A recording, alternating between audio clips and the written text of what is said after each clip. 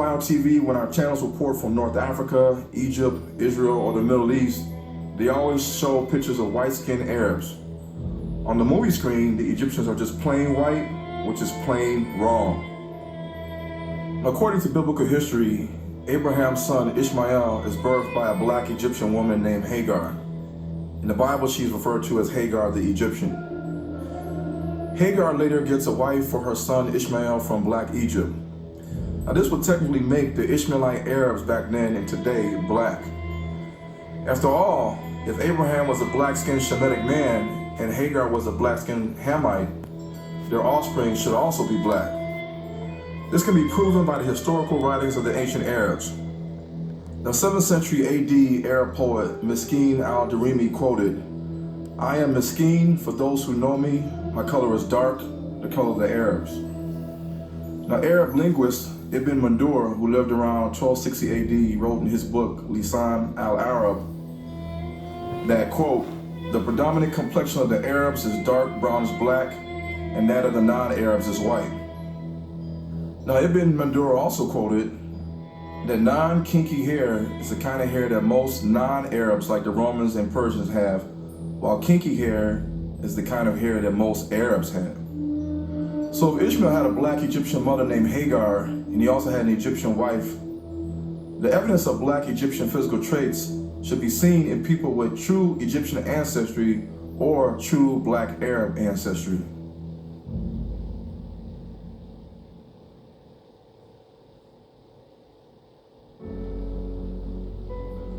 The truth is, the white Arabs and the white European Jews' real biblical identity has been hidden today because the term Semitic has been used to describe them since they currently live in biblical Shemitic lands. However, maternal DNA studies reveal that the true origin of today's Arabs and Jews comes from the many sons and women of Japheth, who dwelt in Central Asia, most notably modern-day southern Russia, Western Russia, aka the Pale of Settlements, Uzbekistan, Kazakhstan, Kyrgyzstan, Tajikistan, and Turkmenistan. The Seljuk Turks, the Oghuz Turks, the Uzbeks, Kurds, and other Turkish Hunnish groups would eventually over time migrate west to the Middle East and Anatolia, which is modern-day Turkey. They would adopt Islam as their religion and then conquer North Africa, the Levant, and Jerusalem under the latter name, the Ottoman Turkish Islamic Caliphate. In 1948, the European people of Turkish, Hunnic, Bulgar, Slavic, Khazar, and Germanic descent who converted to Judaism would conquer British Mandate Palestine, otherwise known as Arab Palestine, renaming it Israel. So as you can see, the true ethnicity of Abraham, Ishmael, Isaac, Jacob, and the Israelites cannot be taught correctly in the church or on TV unless we have a clear understanding of the ethnicity of the ancient Egyptians.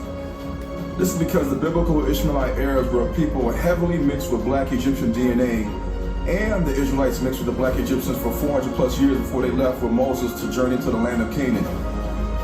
In addition, 2 of the 12 tribes of Israel, Ephraim and Manasseh, will come from the stock of a black Egyptian woman named Asenath. And unto Joseph were born 2 sons before the years of famine came, which Asenath, the daughter of Potipherah, priest of On, bore unto him. And Joseph called the name of the firstborn Manasseh, for God said, He hath made me forget all my toil and all my father's house. And the name of the second called he Ephraim, for God hath caused me to be fruitful in the land of my affliction. So to erase the false teaching we have gotten for years, we need to see what ancient historians had to say about the skin color or appearance of the ancient Egyptians. Now Herodotus, a Greek historian who lived and spent time in Egypt during 480 BC, made a statement about a group of people called the Colchians who resembled the Egyptians but lived in above the Turkey-Armenia boundaries along the western slope of the Caucasus Mountains near the Black Sea in what is now called the European country Georgia. Now he quoted, "For the fact is I soon came to realize myself, and then heard from others later that the Colchians are obviously Egyptian. When the notion occurred to me, I asked both the Colchians and the Egyptians about it, and found that the Colchians had better recall the Egyptians than the Egyptians did of them. Some Egyptians said that they thought that the Colchians originated with Pharaoh's Sesostris army, but I myself guessed their Egyptian origin not only because of the Colchians are dark skinned and curly haired, but more importantly because Colchians, Egyptians, and the Ethiopians are the only peoples in the world who practice circumcision and who have always done so. Now, Aeschylus, who lived around 520 to 456 BC, was a Greek poet who admitted in his literary work, The Suppliants, that the Egyptians in his time were black. Now, he quoted, "The crews must be Egyptian, for their black limbs stand out clear to the eye against their white tunics." He also quoted that the Egyptians are presented as having a dark complexion. The entire Egyptian army is said to be black by both the Danaans and Danaans. When found from his lookout, he distinguishes the Egyptians in their first ship as their black limbs are shown from their white garments. Now, Aristotle, who lived in the 4th century BCE, a Greek scholar and philosopher, quotes this racist statement about the Egyptians: "Those who are black are cowards like the Egyptians and the Ethiopians."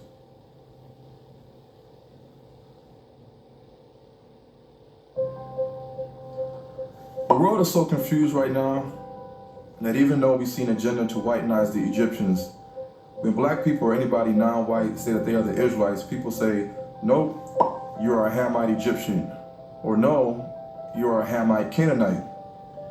These statements have been attributed to the so-called Negro and the so-called Native American Indian, which are bywords given to these people groups by the European sons of Japheth. Now, was this trickery and confusion prophesied in the Bible? God shall enlarge Japheth, and he shall dwell in the tents of Shem, and Canaan shall be his servant. And thou shalt become an astonishment, a proverb, and a byword among all nations, whither the Lord shall lead thee. So what are the cold, hard facts that cannot be disputed?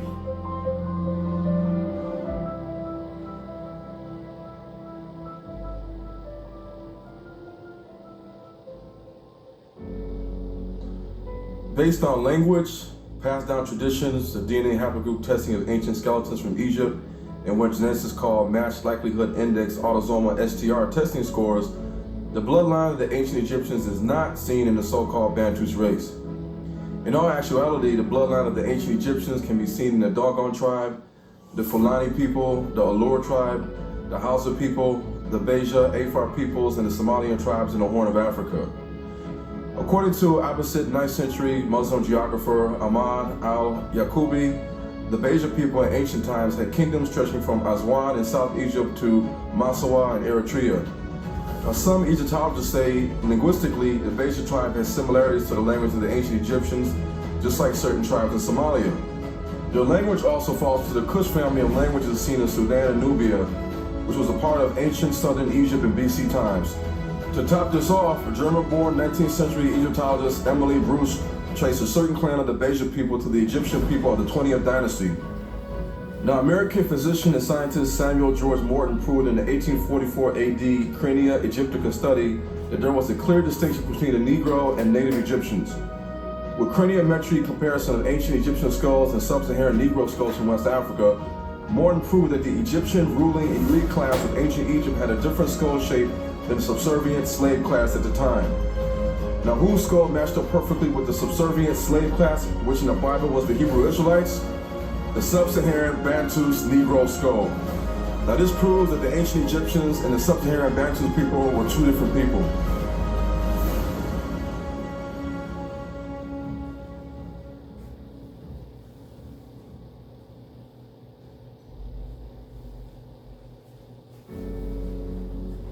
Now, to prove the claim that the Bantus people are not the ancient Egyptians even more, let's examine an article called "Ancient Egyptian Mummy Genome Suggests an Increase in Sub-Saharan African Ancestry in Post-Roman Periods" by paleogeneticist and Professor Verena Vijay Schneemann at the University of Zurich with her co-partner, archaeogeneticist Professor Dr. Alexander Peltzer from the Institute for the Science of Human History. Now, this article proved that from the New Kingdom Egyptian period around 1388 BC to the Roman period around 1st century AD, the sub-Saharan Bantus people were minimally present in Egypt. Their studies on the ancient Egyptian mummies and more modern Egyptian skeletal remains show that after the Roman period, DNA skeletal evidence proved that the Bantus Negro people brought their gene flow back from outside of Africa or Israel into Egypt. This, of course, was the emigration of remaining Israelites in Israel into Africa by way of Egypt. The common denominator in the oral history of where many Bantu tribes scattered in Africa claim to have migrated from to get to their current location. Now, if a people claim to be one of the 12 tribes of Israel, then they need to be able to prove this using facts, showing multiple connections to the ancient Israelites, not just the fact that they follow Torah. So we already have autosomal paternal DNA haplogroup markers from ancient Egyptian skeletons and craniometry studies proving that the so-called Negro was not a pure Egyptian. But what if we can also use the language from ancient Israel during BC times, oral histories and traditions and customs to prove who was the real Israelites? Many Bantus Negro African tribes, including the early indigenous Indians of the Americas, were found to contain similar DNA markers and language patterns that hinted to a common place of origin.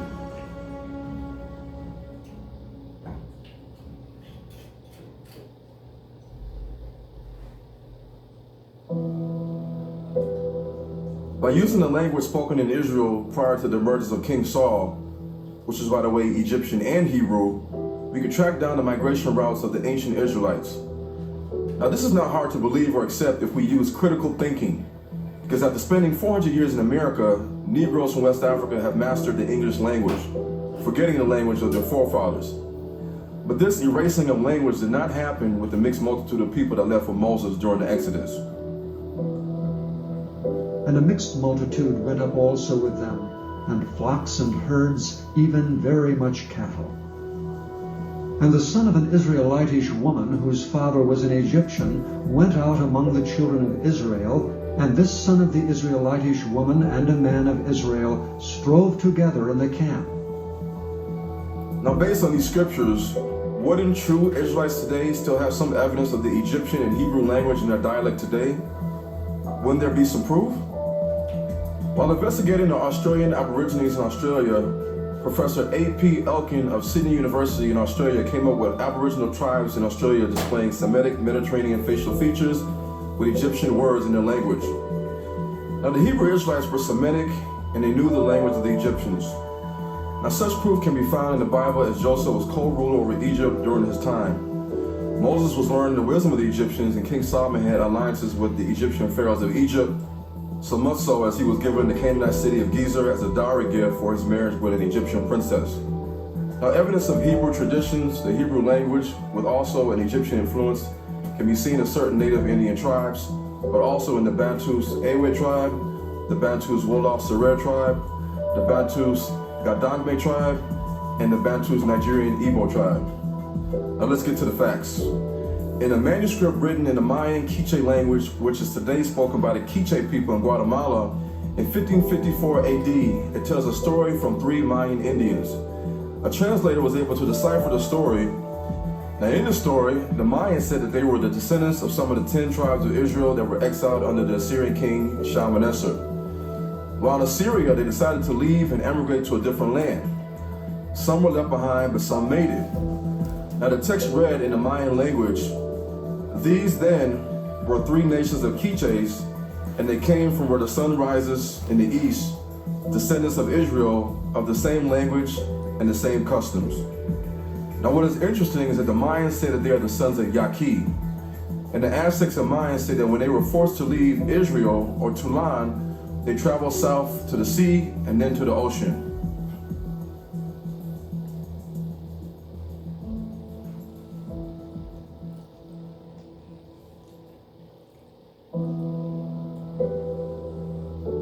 Now, based off of direct study of the Native American Indians and ancient books such as Ills in America, or Probabilities that the Americans were of that race, written in 1650 AD by Thomas Thorogood, many Europeans believed that the Indians were descendants of the Northern Kingdom Israelites who were displaced by the Assyrian king Shalmaneser.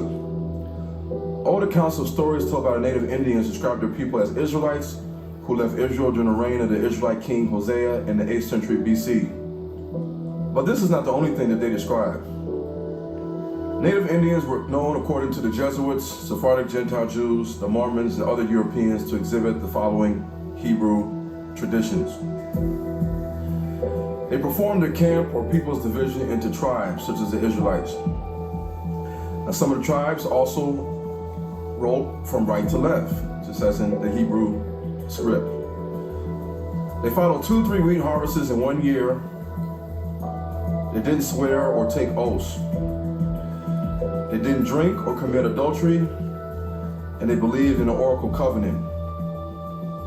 They also had an Ark of Boldruth, which was similar to the Ark of the Covenant. The tabernacle was carried by 4 priests only, and they pitched a tent facing the east. And they called their aunts and uncles mother and father, which is seen in West Africa today. And they had cleanliness laws where women on their menses or after childbirth had to be set apart for 7 days, and on the 8th day they were able to come back to the village. They did not eat pork, and as in the Hebrew levirate marriage, the widow had to marry the brother of the deceased husband. Their circumcision was performed with stone knives, as in the Hebrew culture, and the Indians believed in Hades, or a great pit for sinners, which they call Pakufo. Now, the Indians wore vestments similar to the Aaronical robes of the high priest, and the first fruits were offered, such as corn, meat, and fish. They observed the year of Jubilee, which is seen in the Hebrew culture, and they uttered the word Hallelujah. The temple was where the Indians worshiped. They sang and prayed and made offerings. And their worship of Yahuwah was known throughout many Indian tribes. Their notions of a theocracy was also seen, and they had a belief in the administration of angels. Their language and dialect showed a Hebrew influence, and they had the same manner of counting time as many of the ancient Hebrews. In the village, they had prophets, high priests, and a king hierarchy, and their divination rites were similar to the Aaronical high priesthood.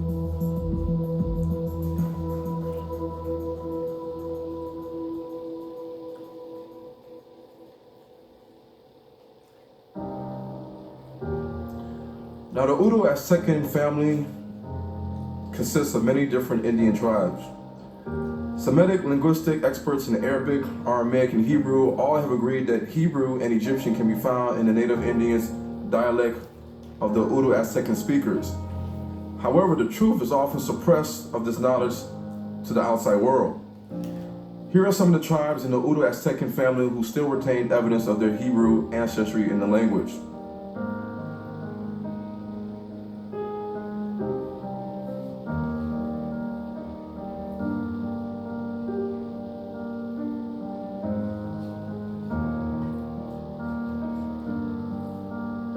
Now let's clear some things up about the Hebrew language seen in different cultures today. Prior to 1948, the Ashkenazi European Jews spoke Yiddish, which is rooted in the Germanic, Slavic, and Turkish languages. Now these 3 languages have their roots in Eastern Europe and Central Asia, which is the land of Japhet, not Shem.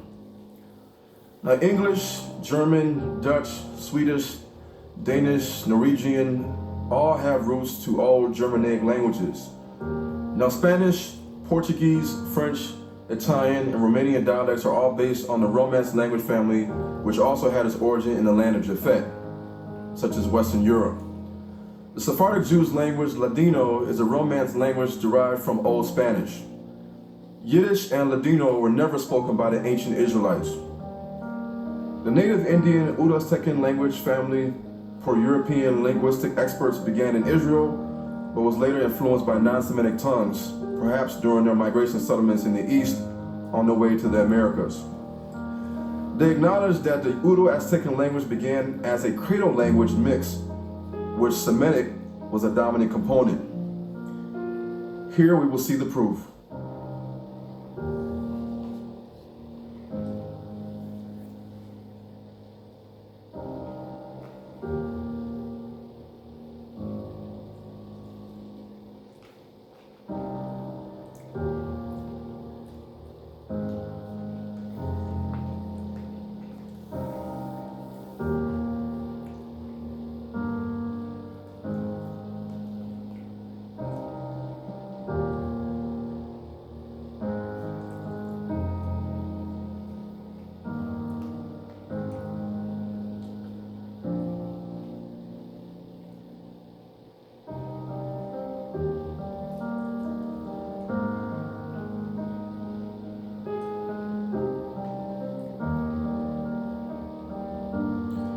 Now, proof about the Urdu as second language having a Hebrew influence can be seen in the work done by linguistic expert Morris Swadesh in his article, Hebrew Influence in Zapotec Language in Southern Mexico.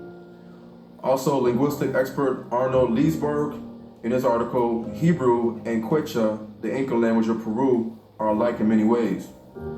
Also, the Nahuatl Aztec language has many similarities to the Egyptian language if you drop the L, according to Francis H2N, an analytical dictionary of Nahuatl. The Europeans documented that when the Indians talked about their ancestors, it was basically what the Europeans read about the Israelites in the Bible. The Europeans said that the Indians did talk about a great prince that a long time ago brought them in a fleet to the Americas.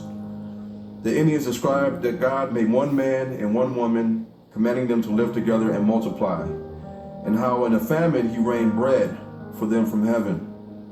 They also said that during a time of drought and thirst, that God gave them water out of a rock. The Taino Indians of South America and the Caribbean are known to have Hebrewisms in their language and culture. Now, Chief Joseph Amahura Riverwind of Arawak Taino descent described an ancient Taino song to breaking Israel news as Shema, Shema, Naina, Papaska, Hoya, Ya. It is translated into English as listen, listen, people, as you gather together, we will dance before the Creator. Now, this is eerily similar to the Hebrew Shema prayer, Shema Yisrael, Yahuwah, Eloheinu, Yahuwah, Akkad, in Deuteronomy chapter 6, verse 4. Now, for the Taino Arawak people, the name of the supreme God or great spirit is Yahya. Now, the Cherokee Indians, who were found to have the maternal DNA haplogroup T specific to ancient Egypt, called themselves the Ani Ketu Waya and called the creator Yohiwa. Then the Cherokee were also known to carry an ark into battle, celebrate 7 feast holidays, they had cities of refuge, abstinence from eating pork, and they held the number 4 and 7 sacred, possibly secondary to the fact that they kept the 7th day of rest, which is seen in the Hebrew Israelite culture. Now, the Chippewa Indians called themselves Anish Nabi and believed they were from the tribe of Ephraim. In Hebrew, Anshe Nabi means people of the prophet, as the word Nabi means prophet, and Anshi can also mean people of, as in the word Anshi Chesed, which means people of benevolence or people of kindness and mercy. Now note in 1 Chronicles chapter 6, a Levite man, Elkanah, was the father of Samuel, the prophet, who lived in the mountains of Ephraim. So with all this proof, let us turn now to the Bantus Negro people in regards to their Hebrew and Egyptian influences in their language.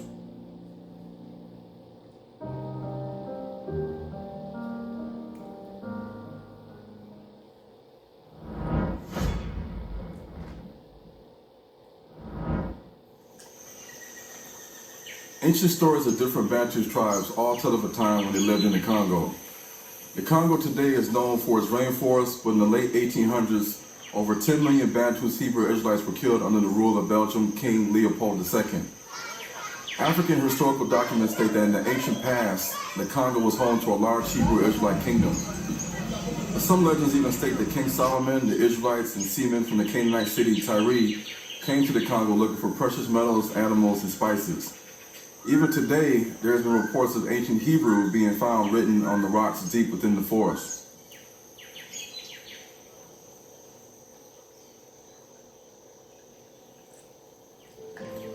Many Bantu tribes such as the Bakongo, the Luya, the Bamaleke, Sakuma, Baganda, Temne, Kikuyu, Zulu, Exosa, Ashanti, Ewe, Yoruba, Igbo, and others claim to have migrated from Israel south into Africa by way of Egypt.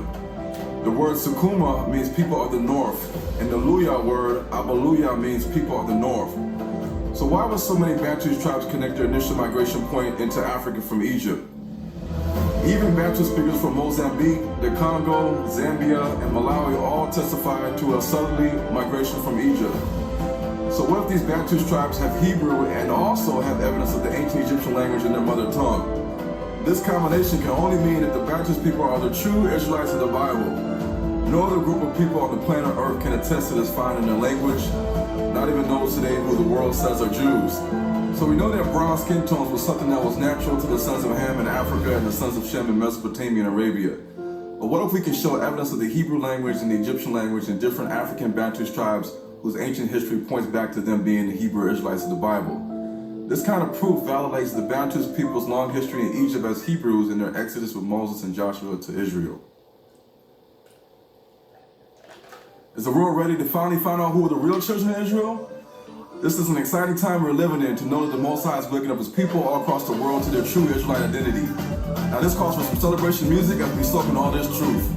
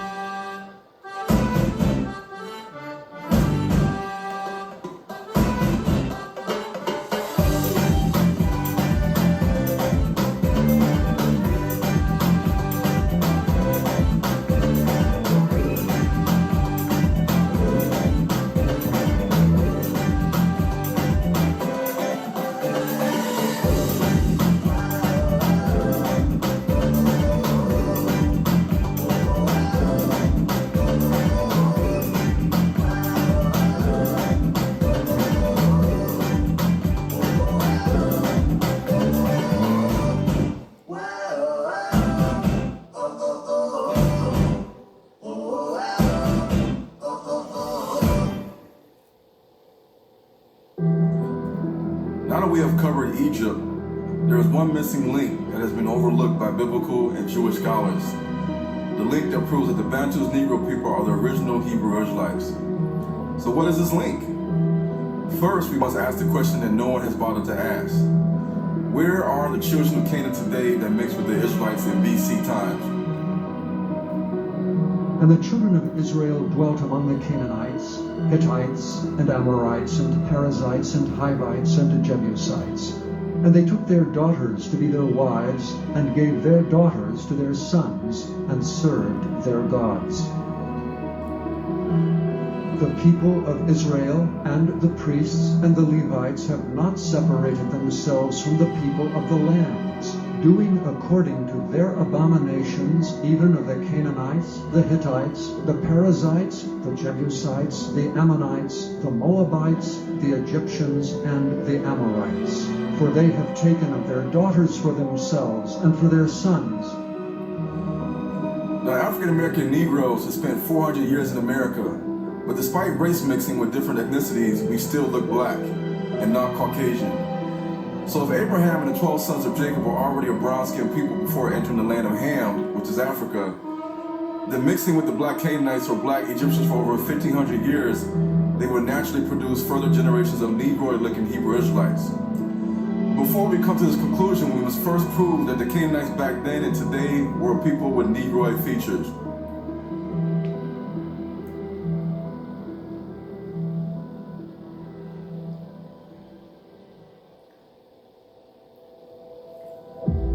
In Africa, there are a group of people who have been said to have been one of the original inhabitants of Africa, and people who are known by other ethnicities to have traveled to distant lands, even before others could lay their stake first. They are called the Little Black People, aka the Black Pygmy Negrito race. The Moors documented that little dwarfs lived in Morocco and all through the Atlas Mountains in North Africa, even into the south. They were called by many names: the Dinga, the Tiki Tiki, the Aga people, which was a Phoenician Canaanite city in BC times, the Jeti people, the Tawuta, and the Saisiyat Black Little People in Taiwan, the Koro Poguru Black Little People by the Ainu people in North Japan, the Nunihi or Yunwi Tsuudi Little People by the Cherokee Indians. Now, if we look deep into the ancient history of the Black Pygmy people, we will see that they could very well be the same children of Canaan that our Bible speaks of. One of the biggest things the Canaanites are well known for in the Bible is the infamous curse of Canaan. And Noah awoke from his wine, and knew what his younger son had done unto him. And he said, Cursed be Canaan, a servant of servants shall he be unto his brethren. In the Hebrew Old Testament, the word used for brethren is Hebrew Strong's word 251, ak, which means brother or brothers. Now, because of this one passage in the Bible, and because of the transatlantic slave trade, it has been thought and taught that the so-called Bantus Negro are the biblical Canaanites. Well, who were the brothers of Canaan? The black Egyptians, the black Cushites of Nubia, and the black North African Hamitic tribes from the lineage of Put in the territory of Libya. So do we have proof that Canaan's brothers were black? So what about their other brother Put, who lived in modern-day Libya? 1st century AD, Roman commander Silius Italicus described the black Libyan Berbers with the term Negra, which meant black. Now, this was 600 years before Islam existed or any black Muslim war existed. In 6th century AD, Roman poet Flavius Chrysonius Corippus uses the phrase facies negroque, colorist, meaning faces or appearance of black color, to describe the North African Libyan Puttite Berbers in his literary work Johannes.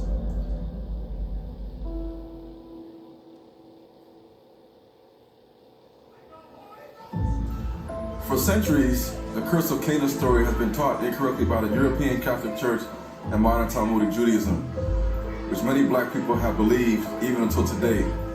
The question is, why would Catholics and Jews teach that black people are suffering from the curse of Canaan?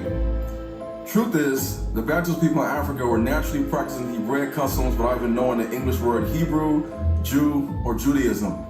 In addition, the oral history of their migration from Egypt to Israel and from Israel back into Africa by way of Egypt and Sudan was passed down from the oldest person in the village going back generations upon generations. Now, does this sound like the biblical history of the Canaanites? Of course not. In real history, not too much evidence is found in regards to the identity and current whereabouts of the children of Canaan. This information has been covered up for a reason. But as Yeshua HaMashiach, whom the world knows as Jesus Christ, said in Luke 8:17, "For nothing is hidden that will not be revealed, and nothing concealed that will not be made known and brought to light."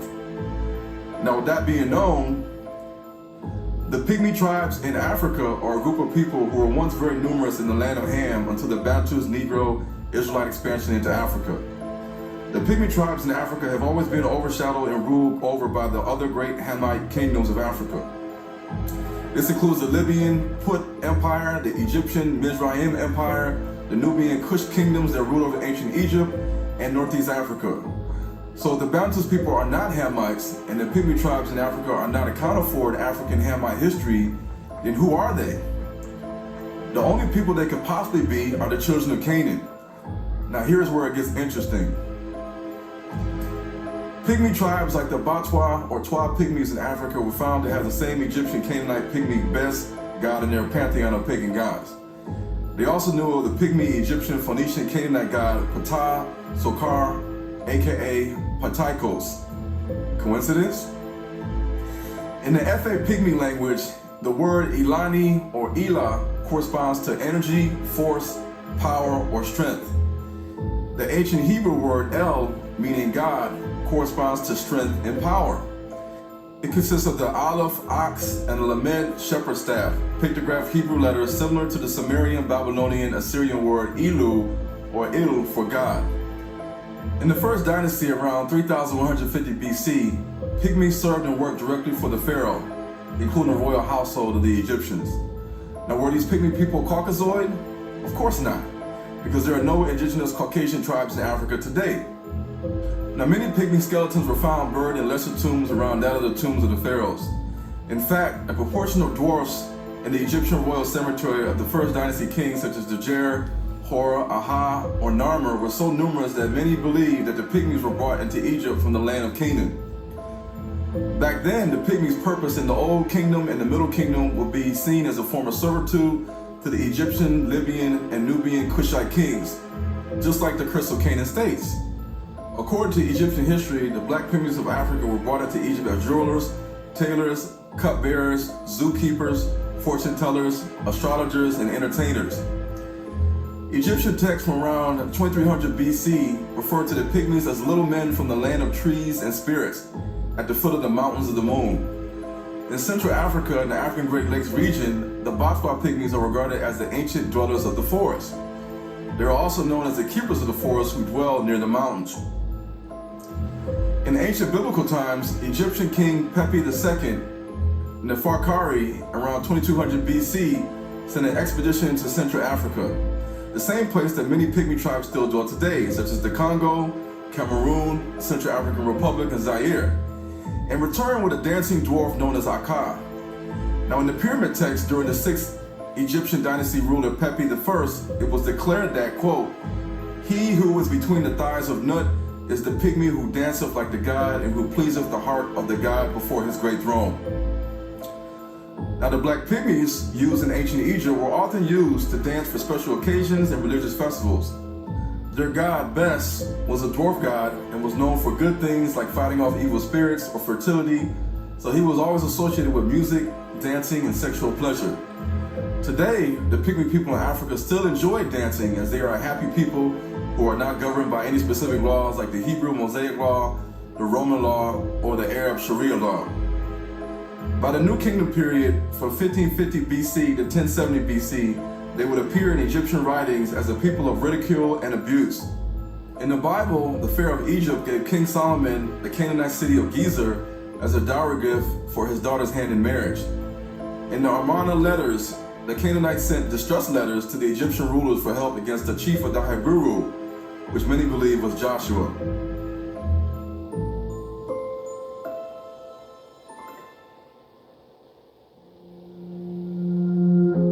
Nevertheless, these shall ye not eat of them that chew the cud, or of them that divide the hoof. As the camel, because he cheweth the cud, but divideth not the hoof, he is unclean unto you. And the coney, because he cheweth the cud, but divideth not the hoof, he is unclean unto you. And the hare, because he cheweth the cud, but divideth not the hoof, he is unclean unto you.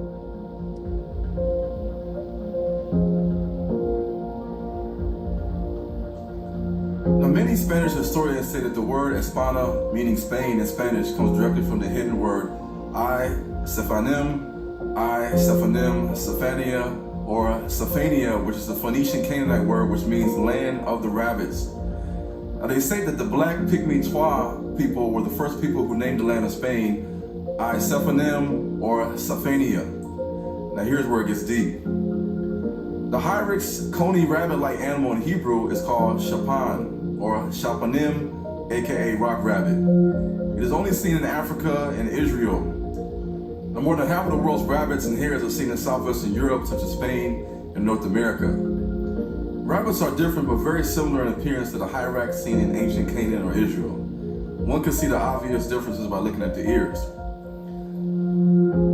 Now, if the Twa Pygmies named Spain as Sephanim, Sephania, or Spania, the only way they could have known to call Spain this Hebrew term would be by associating it with the Hebrew word for a rabbit-like animal familiar to their ancestors' word for a Hyrax coney in their ancient language, the Phoenician script, which is identical to ancient Hebrew. The root word of Isephanim or Sephania is the Hebrew Strong's word 8227a, Shapan, Shapanim, or Shepanim. Now, this proves that the Twa Pygmies living in southwestern Europe were speaking a language very close to Paleo-Hebrew, although they were not Hebrews.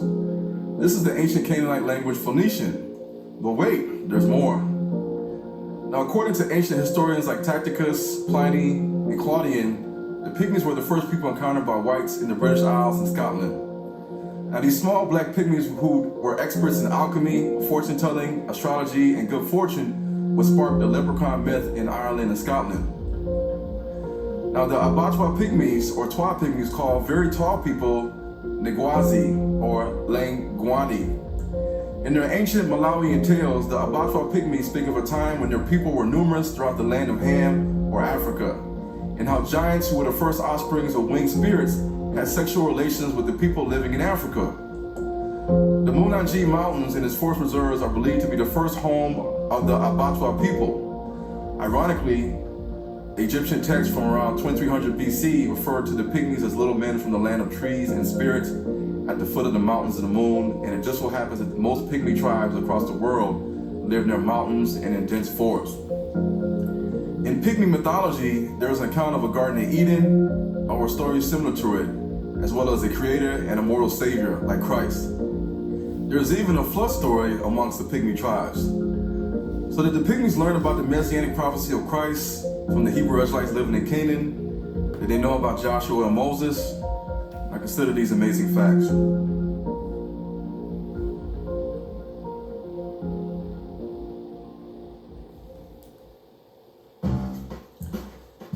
In the Pygmy creation story, God makes man modeled from the dirt of the earth. God breathes life into man, and he becomes alive and is called Efe. It's the same name as the Efe Pygmy tribes in the Congo. So God told Efe to have children, and he gave Efe seed dominion over everything on earth. Mankind did not have to work at this time and was immortal. The only thing God forbade them to do was to stay away and not eat from the tahu tree. This was the first law that God commanded mankind not to do. Now Efe, his wife, and children obeyed this law. And after some time, Efe had ancestors who populated the earth. And one day, a pregnant woman convinced her husband to eat of the fruit of the tahu tree.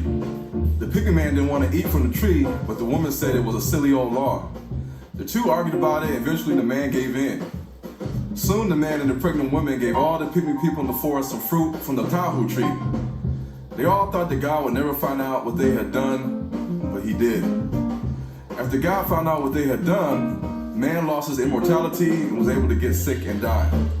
The woman was punished with pain in childbirth, and mankind was made to work the earth until death from that day on.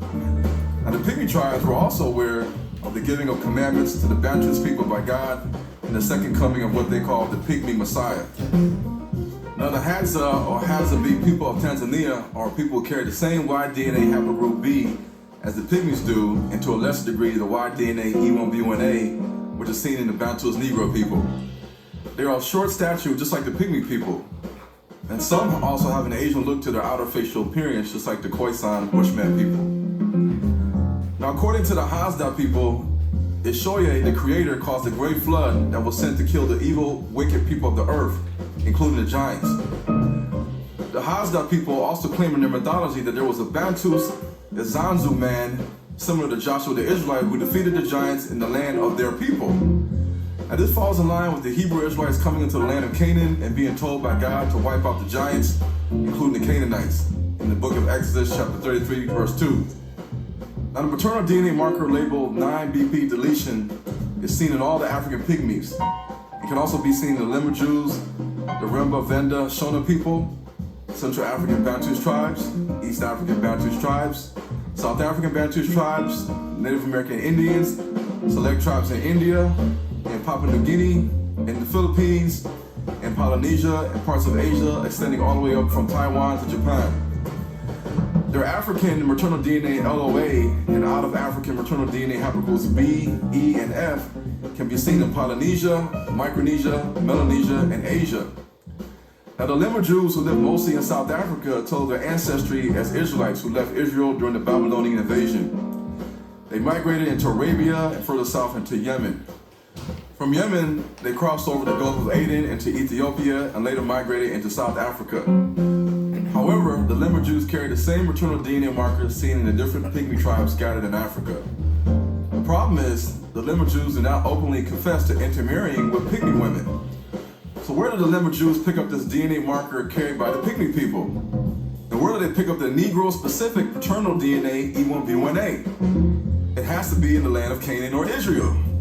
In the book Totemism and Exogamy by James George Fraser, he states that in Sir Harry Johnson's venture into the Congo and Uganda, he documented that all the Congo Pygmies were circumcised, and both male-female sexes had their teeth filed or sharpened to a point.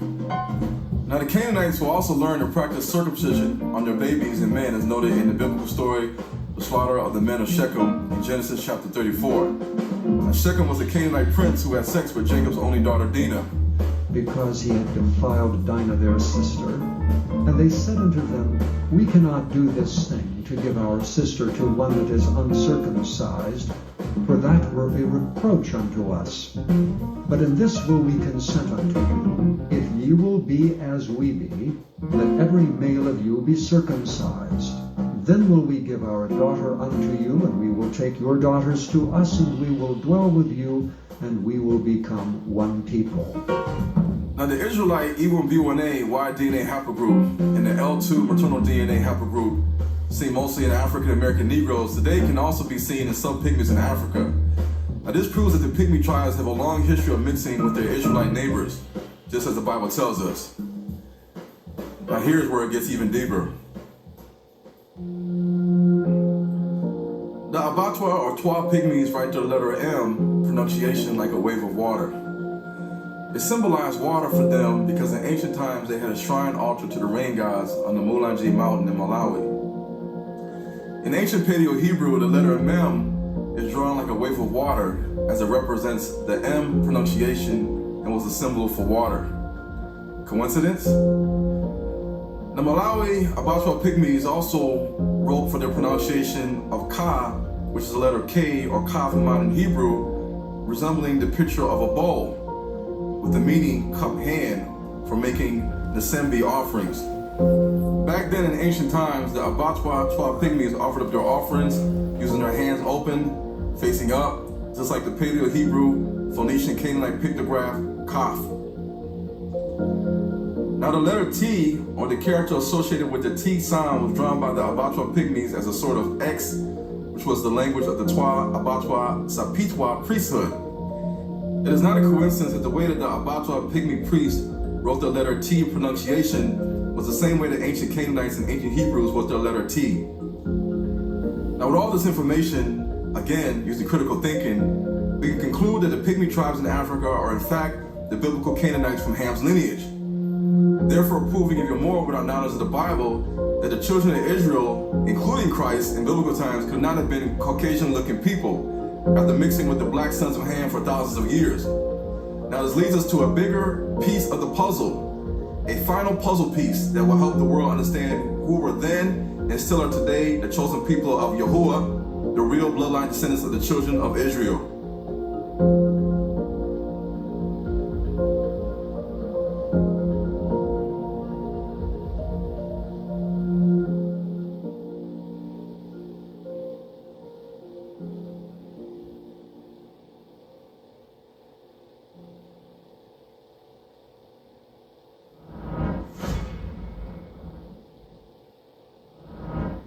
Wars, 1, 2, pestilence, earthquakes, and then famines.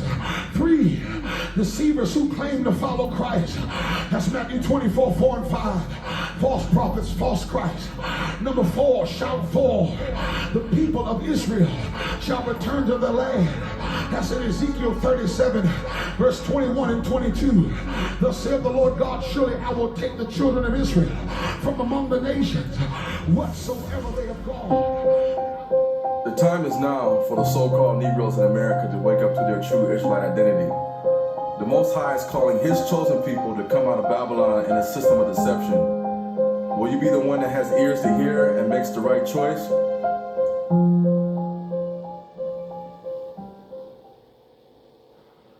It's a funny thing, Mary. Once someone offers you a choice, you can't ever go back to the way it was before. If you don't try, when you go out of here, you'll find your pride has shrunk to 10 inches. If you do try, well, if you do try, you may have something to be really proud of. What do you say? All right. I'll try. Good girl.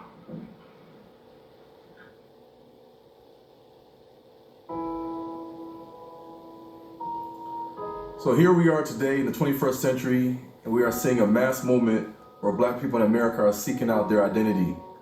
From paying attention to social media trends, I believe most people today would say that the common consensus is that Black people are finding out that their identity is not defined by the word Black, Negro, or African American, but with the Hebrew Israelites of the Bible. But as we all know, because of years of being taught incorrectly in church that we are the Gentiles, when the Most High reveals the truth to His people, we have a choice to either accept it or reject it. Either way, the truth doesn't change. So why is this awakening happening globally? If we look to the scriptures, we can see why this awakening is now happening. The hand of the Lord was upon me, and carried me out in the spirit of the Lord, and set me down in the midst of the valley which was full of bones, and caused me to pass by them round about. And behold, there were very many in the open valley, and lo, they were very dry. And he said unto me, Son of man, can these bones live? And I answered, O Lord God, thou knowest. Again he said unto me, Prophesy upon these bones, and say unto them, O ye dry bones, hear the word of the Lord. Thus saith the Lord God unto these bones, Behold, I will cause breath to enter into you, and ye shall live. And I will lay sinews upon you, and will bring up flesh upon you, and cover you with skin, and put breath in you, and ye shall live, and ye shall know that I am the Lord. So I prophesied as I was commanded, and as I prophesied there was a noise, and behold a shaking, and the bones came together, bone to his bone.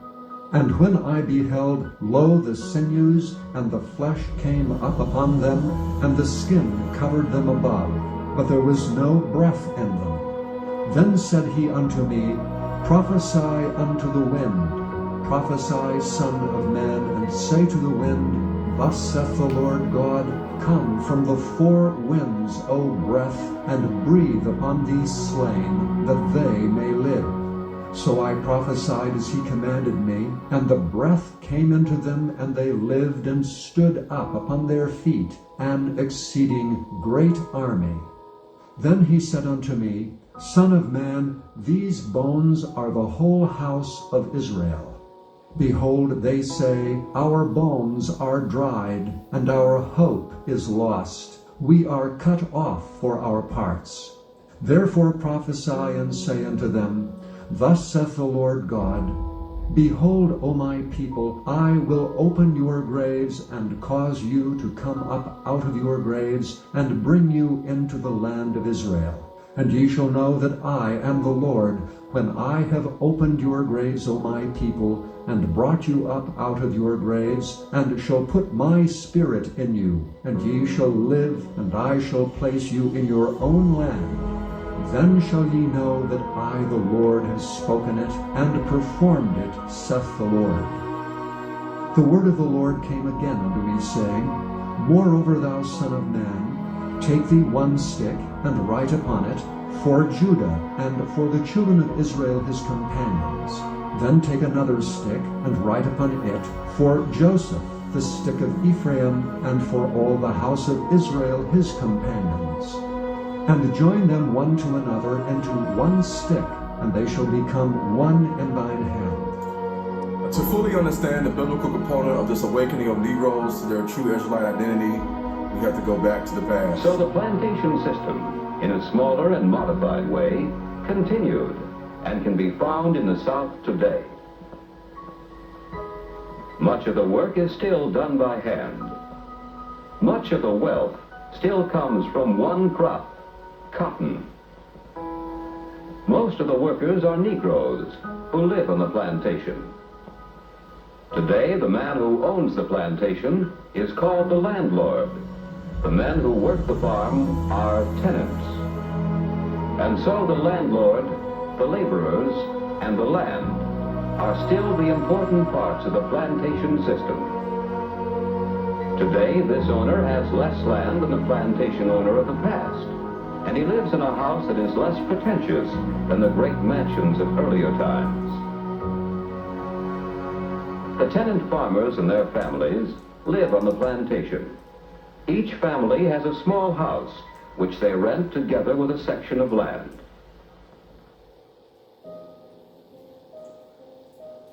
After Abraham freed the slaves on January 1st, 1863, many Negroes in America were hopeful that things would change. Sharecropping was just another form of slavery by another name. In the 1900s, we thought that segregation was bad and integration was good for us.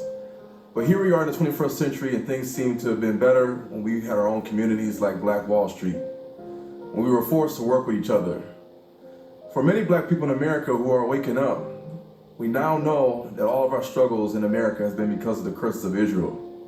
But just like Malcolm X said, there are still many of us who are asleep Negroes, and there are many of us who are trapped with the mentality of the house Negro.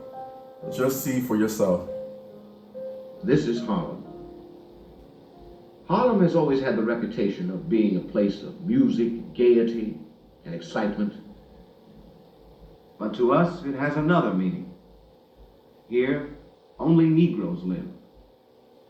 How did this come about? The Negro was brought from Africa to be sold into slavery. A century ago, slavery was abolished, but a pattern of segregation took its place. Although there have been significant changes, we are still deprived in many instances of full rights and opportunities. For example, there are hospitals in which the surgeons we saw earlier are not allowed to practice. And in some states, we are still restricted by signs like these. Later in this film, we shall see some of the ways in which the situation is changing. But first, let us ask a cross-section of Negroes how segregation affects their lives. Segregation to the average Negro means being held back.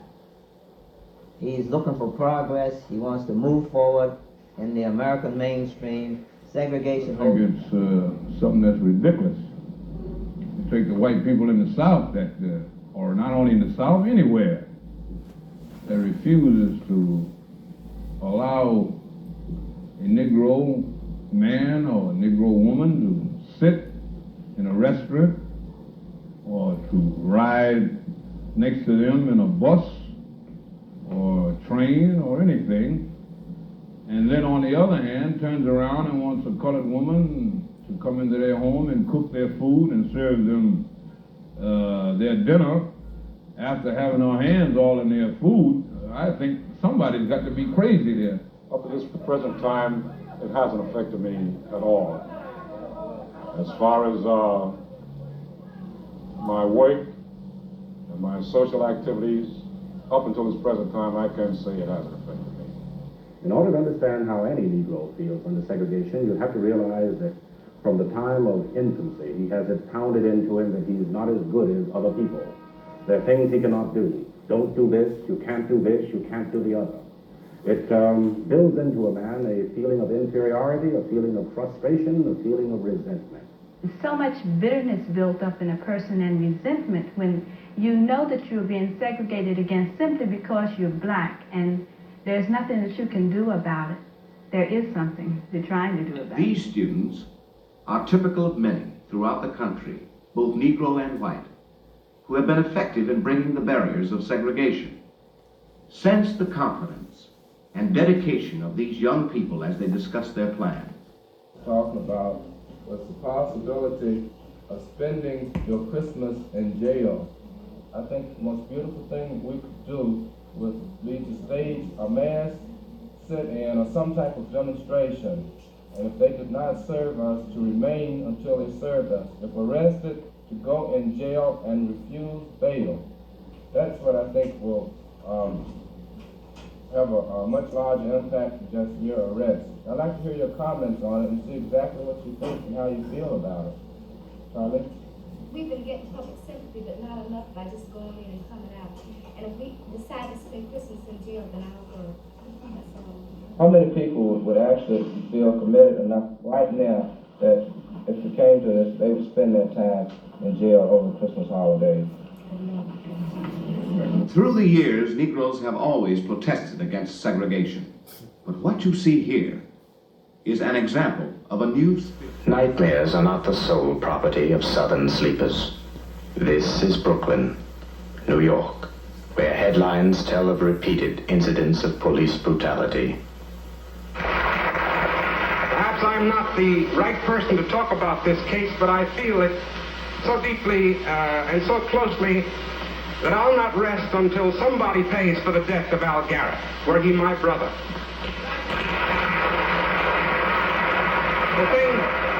I'm angry about a number of things. Not only about Edward Silver, the district attorney of this county, who has thus far failed to arrest the policeman who shot him to death, but I'm angry with a lot of my Negro brethren who don't even get angry about the fact that a poor man lies dead in his grave tonight. Attorney Thomas Russell Jones deplores the slaying. He was killed as a result of a policeman's bullet fired at him while he was in custody in the 79th Precinct on Gates Avenue.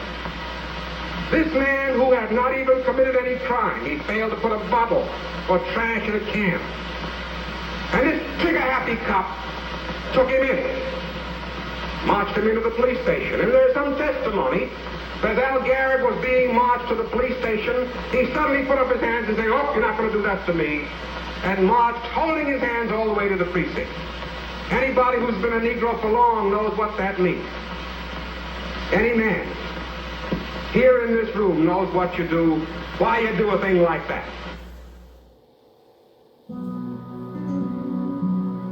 Throughout history, European powers have invaded and conquered vast lands, from the north to the south and from the east to the west.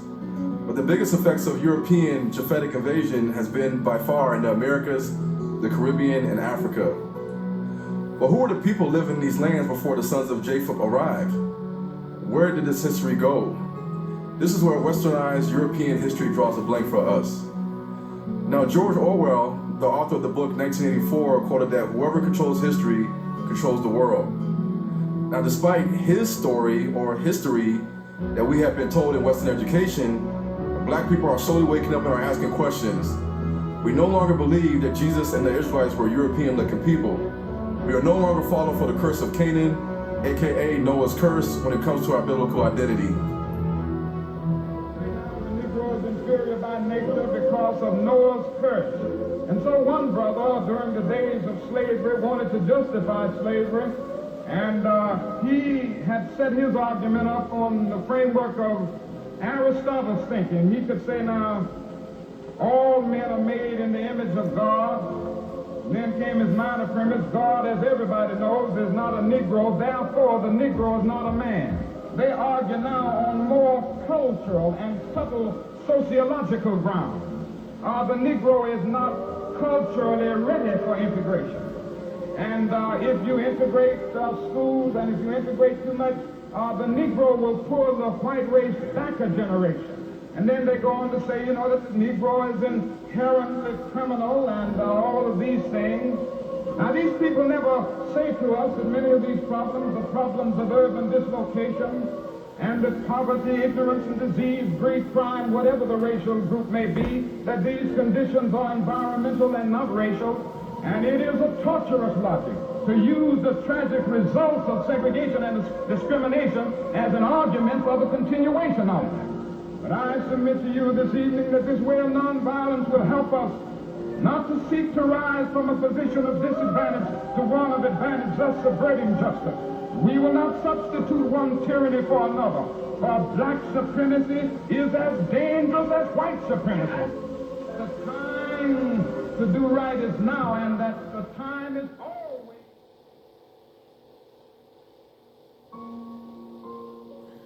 By now, many African Americans and the descendants of slaves scattered across the world have realized that to truly understand why all this hardship is taking place is to look to the Bible for answers.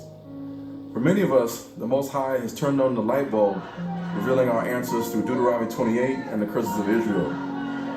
As much as we may not want to believe it, we cannot run away from our true identity and the covenant our ancestral forefathers broke with the Most High. Such as the question as, what is the biblical identity of the so-called Negro in America? And why do we have to lose our culture and heritage after leaving Africa? No matter what country we live in, why is it so hard for the so-called Negro to be prosperous as a people? And why are we struggling economically? And why are we the last ones hired on the job, the only ones discriminated against on the job, and the first people fired? And why are we struggling academically? And why are we afflicted with so many diseases and mental behavioral disorders? And why is there so much conflict in our homes? And why is there an agenda to imprison all of us? And why do we kill each other? And why is there so much stress at home seen in black relationships and so many single black mothers? And why has the Negro been a slave in just about every country on earth? And why have we been casted to servitude status in the nations we were brought to in slavery? And why are we the object of ridicule all over the world? And why are the nations living their best life, but our lives seem to be a lifelong struggle? And why have we been praying to the same Jesus as everyone else who is Christian in the world, but still as a people we experience so much hardship in our everyday lives?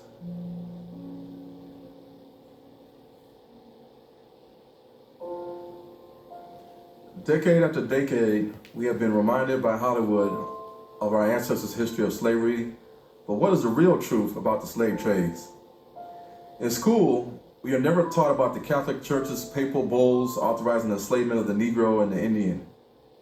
We were never taught about the Arab, East African, Islamic slave trade, or the Jewish slave ships that brought our West African Negro Bantu's ancestors to slave ports owned by the Jewish Newport World Center of Slave Commerce off the east coast of North America. And little do we know that the three Abrahamic religions that shaped the world were the very same religions that enslaved the so-called Negro. Perhaps this is the reason why the true Israelite identity of the so-called Negro has been covered up for so long. The mass media is the biggest tool of indoctrination, brainwashing, and propaganda that the world has seen. For centuries, it has been helping Satan deceive the world, including the Christian church. Don't believe me? The following quote was made by an Ashkenazi Jew, Harold Wallace Rosenthal, back in 1976. The truth will shock you.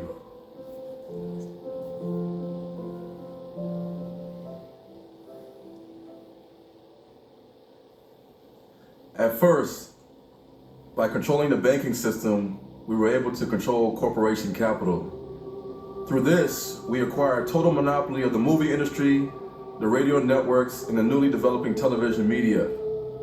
The printing industry, newspapers, periodicals, and technical journals have already fallen into our hands. The richest plum was later to come when we took over the publication of all school materials.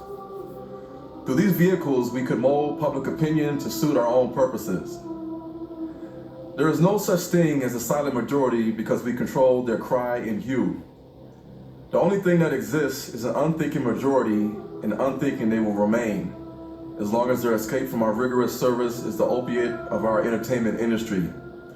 By controlling industry, we have become the taskmasters and the people the slaves. When the pressure of daily toil builds to an explosive degree, we have provided the safety valve of momentary pleasure. The television and movie industries furnish the necessary temporary distraction. These programs are carefully designed to appeal to the sensuous emotions, never to the logical thinking mind.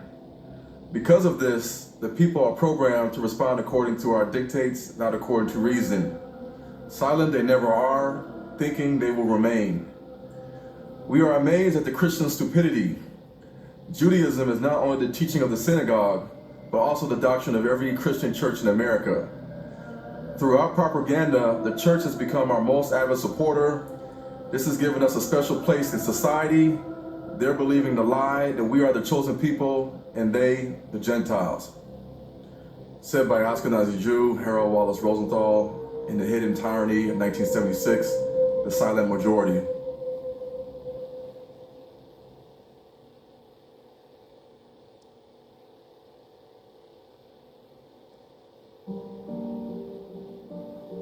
Over the centuries, Bible historians and Jewish rabbis have all tried to find the whereabouts of the 10 lost tribes of Israel.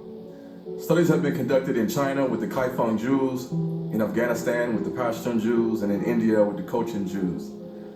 Studies have also been made in Africa with the Ethiopian Jews, the Lemba Jews, and the Tutsi Jews. But no attention is given to the area on ancient maps known as the Sudan or Negro Land. Today, we will cover this topic as it is needed to truly understand end times biblical prophecy. In the last days, the persecution of the Israelites will be greater than it was in ancient times. Moreover, during this time, the seed of Esau, Cain, Gog and Magog, will seek to completely destroy the children of Israel. Now, it is widely accepted that the Greeks, under their leader Alexander the Great, conquered Egypt, Israel, and the territories once held by the Persians around the year 334 BC. This would arise the beginning of Hellenistic Judaism and the Gentiles' insertion into Israelite Jewish history. But the earliest reference to a Greek Jew is an inscription dated around 250 BC found in Oropos, a small coastal town between Athens and Boeotia in Greece, which refers to Moschos, son of Moskion the Jew. Today, the descendants of the Greek Jews are called the Romanite Maccabean descent Jews. And the Romanites are Greek Jews, supposedly distinct from both the Ashkenazi and Sephardic Jews. However, the Romanite oral traditions state that their people, aka the Gentile Jews, arrived in Ionia shortly after the destruction of the Second Temple in Jerusalem in 70 AD. So who are these Romanite Jews really? Who are the Ashkenazi and Sephardic Jews? And what does their DNA have to say about it? The paternal DNA of the Romanite Jews shows the Y DNA haplogroup E1B1B, which is a marker of Edomite influence in the land of Israel, and also the Y DNA haplogroup G, which is a marker of Greek influence in the land of Israel. Now, this supports the fact that hundreds of thousands of Greek Jews and Edomite Jews did in fact flee to Mediterranean Europe and North Africa during the Roman takeover of Jerusalem. Now, current Jewish history states that the Sephardic Jews fled Israel after the fall of the Second Temple of Jerusalem, eventually finding their way into North Africa and Iberia, where they will be known as Spanish Jews prior to the Spanish Inquisition. They claim to be real Jews, but is this the truth according to their DNA? Now, genetic studies have proven that European maternal haplogroups H, HV, K, U, T, and R are seen widely throughout Western Europe, Eastern Europe, and parts of Western Asia. Now, these are the same maternal haplogroups that are seen in Ashkenazi and Sephardic women and men passed down from their mothers. Even after this DNA proof, there is still more.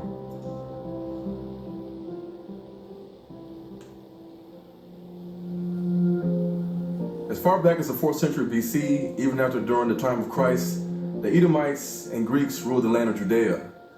Once they gave up their pagan gods, underwent circumcision, and started following the Torah, they were then known by their new identity as Jews, even after the Romans took the land of Israel under full control around 70 AD. Here, the Gentile Jewish historian Josephus Flavius confirms the Edomite occupation of southern Judea.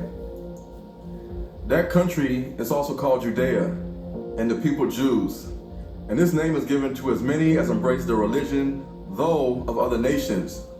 But then upon what foundation so good a governor as Maccabean John Hyrcanus took upon himself to compel these Idumeans either to become Jews or to leave their country deserves great consideration. I suppose it was because they had long ago been driven out of the land of Edom and had seized on and possessed the tribe of Simeon, their land in the southern part of the tribe of Judah, which was a peculiar inheritance of the worshippers of the true God without idolatry. So the Jews today know this? In the Jewish Encyclopedia, 1925 edition, volume 5, it states Edom is in modern Jewry. And under the heading of a brief history of the terms for Jew in the 1980 Jewish Almanac is the following words. Strictly speaking, it is incorrect to call an ancient Israelite a Jew or to call a contemporary Jew an Israelite or a Hebrew. In the Encyclopedia Judaica, 1971, volume 10, it states, the Jews began to call themselves Hebrews and Israelites in 1860. And in the Jewish Encyclopedia, 1903, it says under the heading Edom, they were then incorporated with the Jewish nation, and their country was called by the Greeks and Romans Idumea. From this time, the Idumeans ceased to be a separate nation, though the name Idumea still existed in the time of Jerome. While living in North Africa, many Edomites would wait for the perfect time to insert themselves into history as Jews, which was after the Spanish-Portuguese exile the real black Israelites during the Spanish-Portuguese Inquisition in the late 1400s. Now let's reveal what ancient documents had to say about this. Now, according to ancient Iberian texts written in Old English, the Hebrew Israelites in Iberia prior to the Spanish-Portuguese Inquisition were black. They were also said to be from the tribe of Judah. Today, genetic research of ancient skeletons in Iberia, the Spanish-Portuguese colonies in Africa, the New World, and the Caribbean all point to a people whose descent comes from the Yoruba tribe, the Mandingo tribe, and the Congolese tribes. Now, it is a known fact that the ancient precursor to the E1B1A Y-DNA haplogroup has been only found among the Falasha Ethiopian Jews who claim to mix ancestry from King Solomon and Queen Sheba of the Cushites. Also the Congo, Guinea-Bissau, Brazil, South America, which is a Portuguese territory where many Yorubas were sent as slaves. But wait, there's more.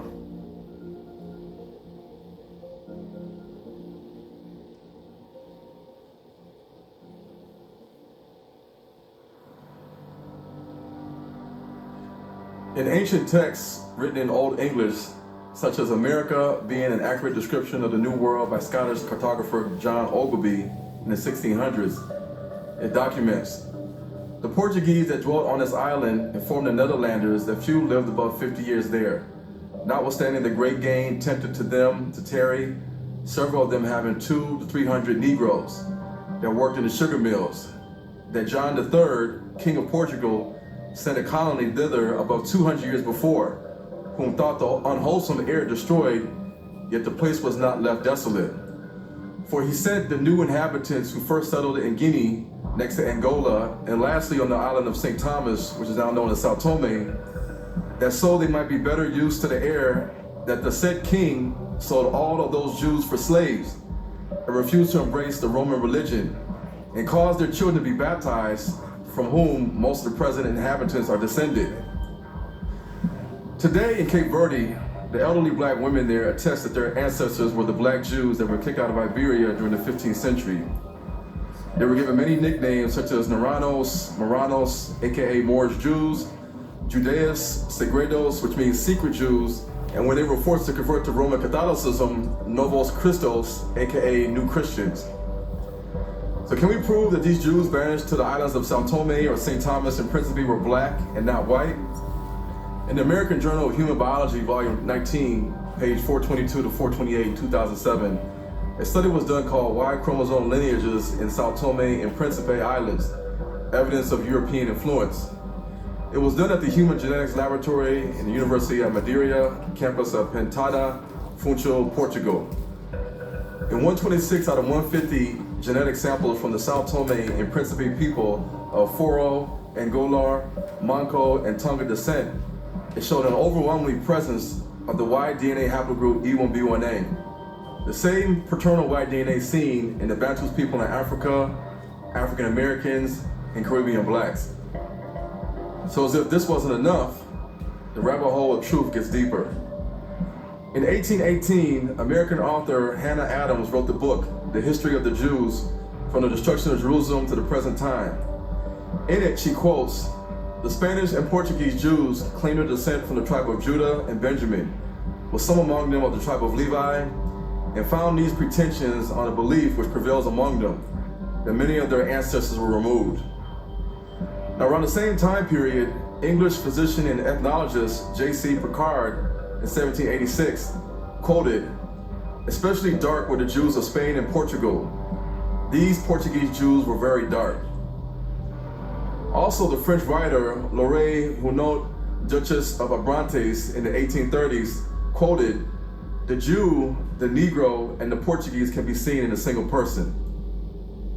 So according to all this evidence, the Sephardic Jews and Ashkenazi Jews today claim they are from the tribe of Judah, Benjamin, or Levi.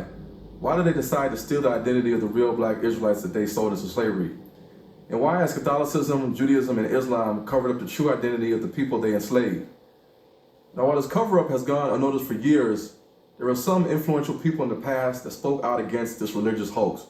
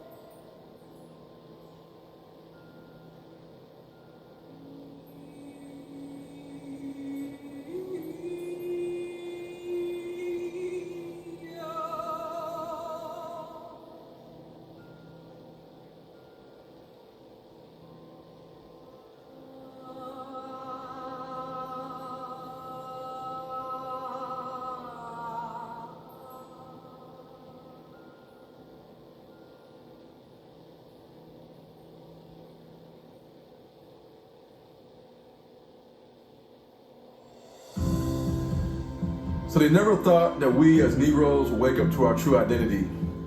But the Elohim of Abraham, Isaac, and Jacob said that the line of Judah would wake up and begin to gather the 12 tribes.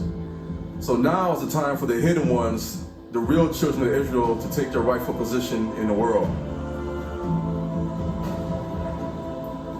So how do we obtain our Israelite heritage back? How do we wake up the descendants of Israelites who were scattered to the four corners via exile and slavery? By spreading the truth with the correct history of where the 12 tribes of Israel went during the time period of the biblical Old Testament and New Testament. So right now, let's take a journey into Africa and beyond to see where the real Israelites of the Bible are at.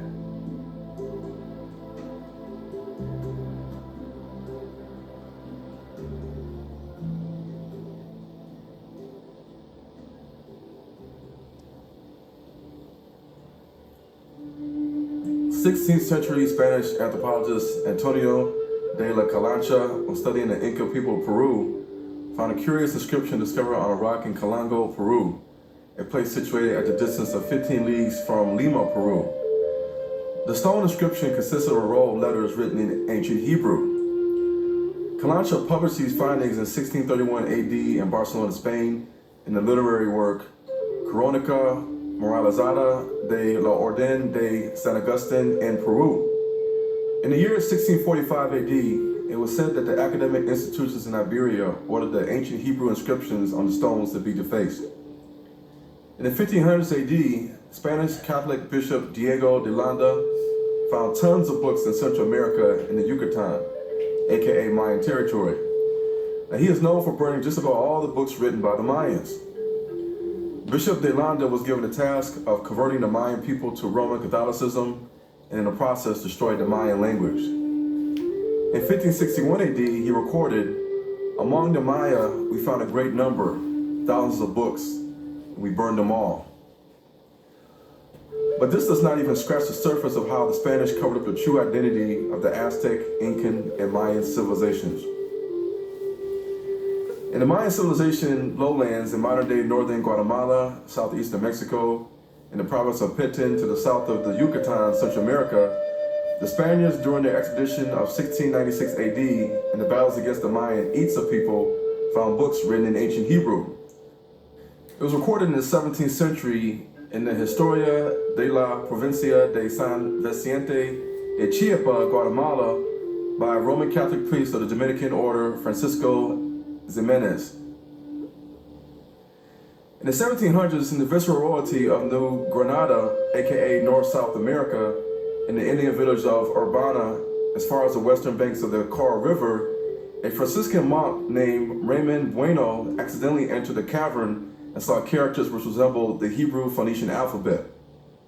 Now, this was documented in a book written in 1827 by John Rankin called The Historical Researches on the Conquest of Peru, Mexico, Bogota, Natchez, and Tolomeco.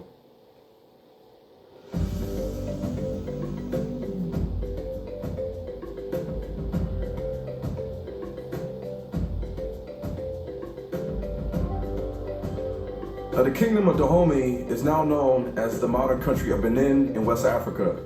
Benin is home to the Ewe, Fan, Aja, and Yoruba people. When the French controlled the capital of Benin, Porto Novo, it was called French Dahomey. But the Kingdom of Ouida, called Oyuda or Juda by the French, and Ajuda by the Portuguese, was home to constructed forts, each for the sole purpose of trafficking slaves to the Americas, Jamaica, and Haiti. But who were these slaves that were captured and sold? They were the Israelites.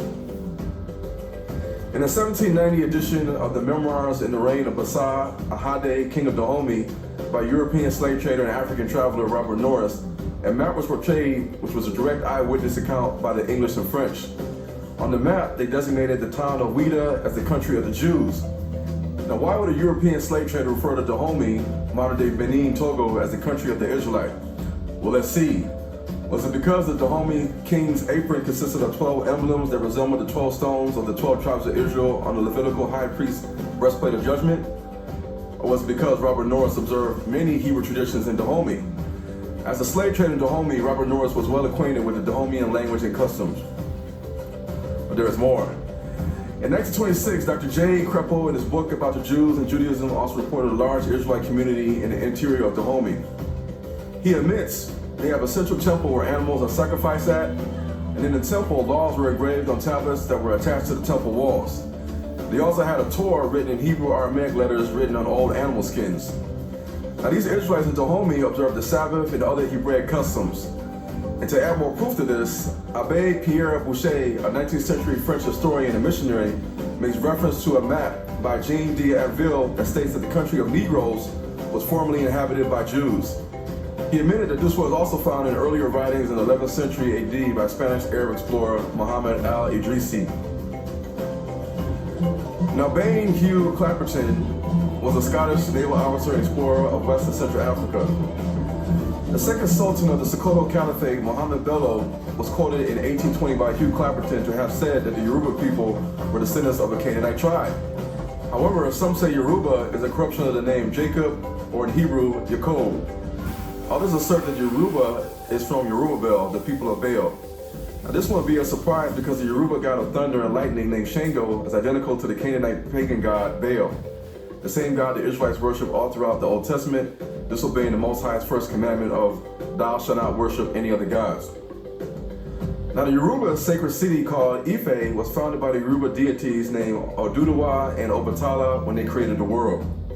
And here's where it gets interesting. Oramiyan, the great prince of Ife, king of the Yoruba, also known as Orion, was the Yoruba king from the kingdom of Ile-Ife. The word Orion corresponds to the word Jacob in the Yoruba language. Therefore, Oramiyan's staff is called Jacob's staff.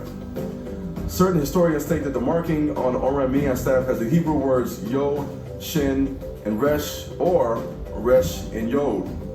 Now, Resh means first, a beginning, and Yod means work, worship, make, or praise. Now, some link the 10th Hebrew letter Yod to completion or creation, such as the 10 Commandments, 10 generations from Adam to Noah, and 10 generations from Noah to Abraham. So together they mean first worship, first make, or first praise. Now, the city Ile-Ife means today place of dispersion and expansion because the city was founded by the Yoruba pantheon as the place where man was first created before they expanded into the world. It is also seen as a sacred, holy place of worship for the Yoruba people. Now, consider this amazing fact. In the earlier Bibles in Old Swahili, which started in Tanzania with the Bantus people, the pronunciation of the Lord God is Yahuwah Mungu. In the Yoruba Bible, the people who were actually in Iberia as the black Jews from the tribe of Judah before the Spanish Inquisition, they used the word Oluwa, Olurun, Olurun, Abrahamu, Olurun, Isaki, Ati, Olurun, Jacobu, as the phrase, the Lord God, the God of Abraham, the God of Isaac, and the God of Jacob, as seen in Exodus 3:15. Now in Exodus 3:14, the phrase, I am that I am, can be pronounced as Emi, Ni, and Niti, Owa, or Iye, Ase, Iye, which means life eternal, let it be so, life eternal. Now again, is this a coincidence that the Yoruba people still have preserved in their language the name of the Elohim of the Israelites, the creator of the world? You be the judge.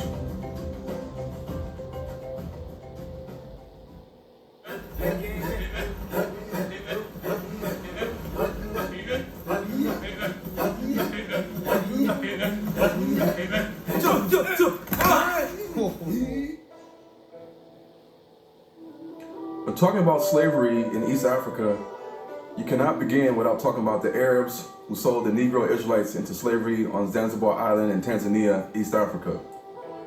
Now, one of the earliest Chinese sources describing Bantus Africans along the East Coast involves the testimony of Du Huan in his book Jing Xing Ji, which means Record of My Travels.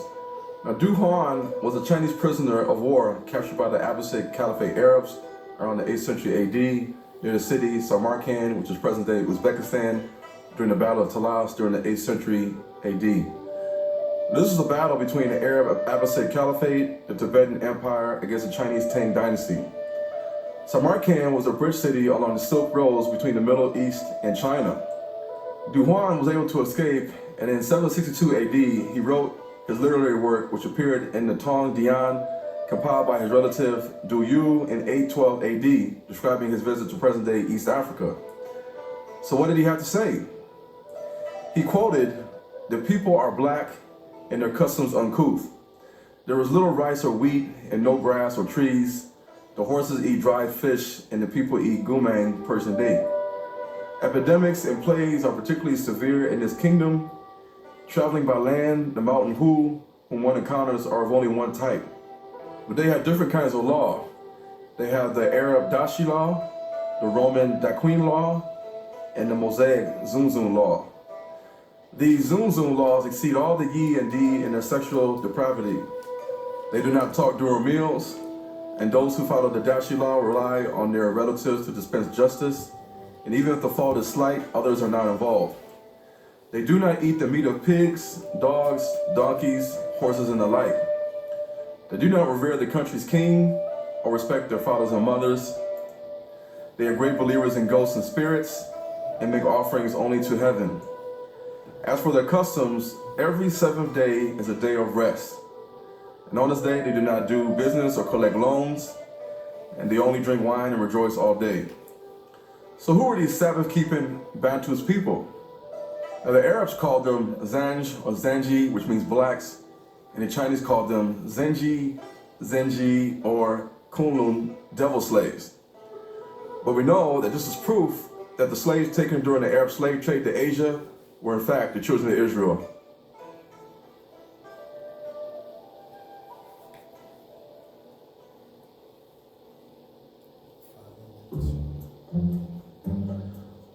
So the Bible says that the children of Israel will be gathered from the north, west, east, and the south. But modern Jewry tends to overlook and reject that any of the brown, Negroid-looking races in the Pacific Islands are the descendants of the children of Israel. But what does the Bible say?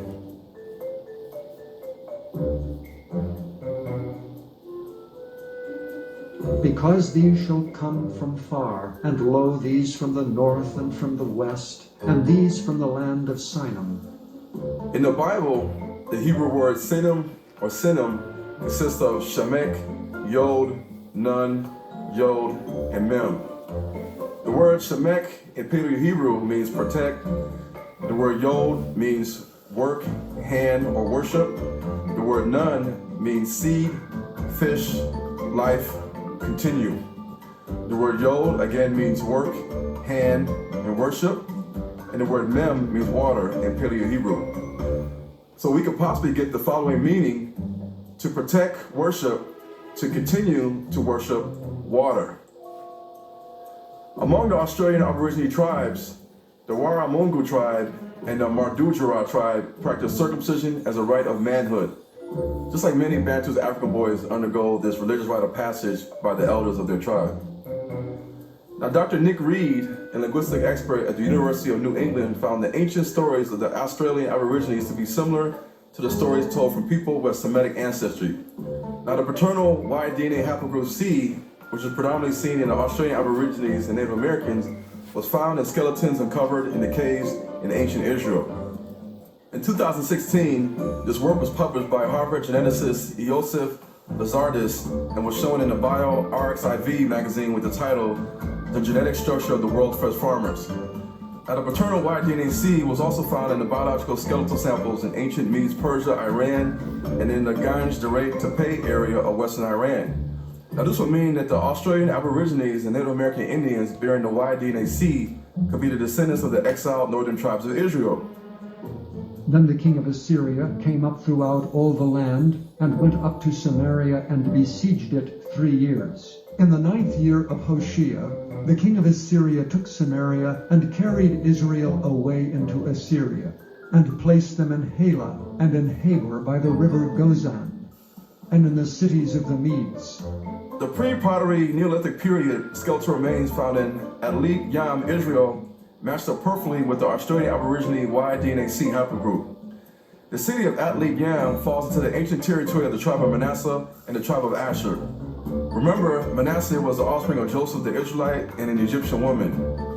Now, while investigating Aboriginal cultures in Australia in the 20th century AD, Professor A.P. Elkin of Sydney University in Australia came upon the Aboriginal tribes in Australia displaying Semitic Mediterranean features with Egyptian words in their language. Now, it's a known fact that eucalyptus oil and leaves, which are seen in Australia, have been found in West Africa, used among the Bantus people, and they've also been found in Egypt. Also, Aboriginal carvings of a Levantine trireme shipping vessel were also found in Australia. In 1978, a black stone with Phoenician Paleo-Hebrew letters was found in Katoomba, Southeast Australia.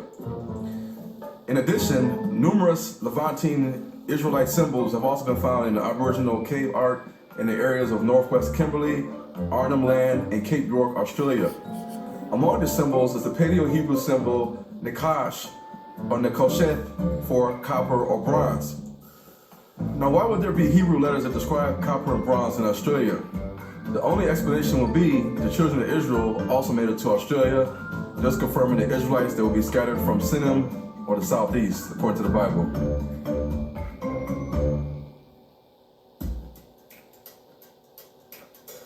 In the Pacific Islands, in the country of Papua New